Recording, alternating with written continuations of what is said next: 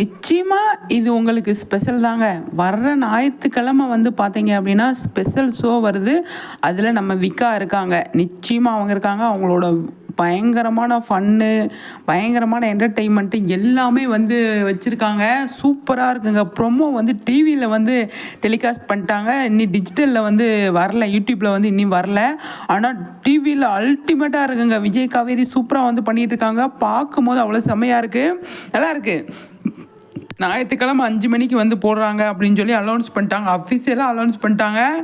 அவ்வளோ அல்டிமேட்டுங்க. சூப்பருங்க. செம்ம. எனக்கு ரொம்பவே சந்தோஷமாக இருக்குது. இந்த ப்ரோக்ராம் பார்க்குறோம் அப்படின்னு வெயிட் பண்ணுறேன் நான். நிச்சயமாக சரிங்களா.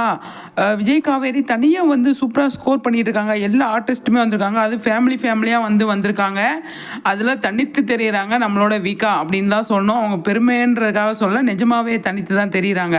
மக்களே, நம்ம சேனல் பிடிச்சிருந்தா லைக் பண்ணுங்கள்.